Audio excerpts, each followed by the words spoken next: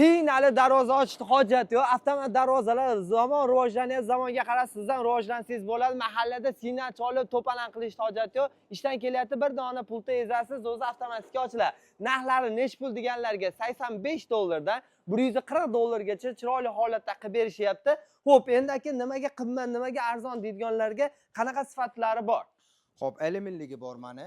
Arzonlari alyuminliklarni $90 dan qilib beramiz. Tanli temirlarni $90 dan $140 gacha qilib beramiz. Korpusi ham 2 xil 3 xillari bor, ha. Hop, uylarga o'rnatiladigan mana raspashnoy nimamiz bor. Darvoza. Ha. Ikkinchisi Rollstarni darvozamiz bor. Ishxonalarga mana yonga suriladigan nimamiz ham bor. Motor nimamiz ham bor mana. Kattalashtirib o'linganda.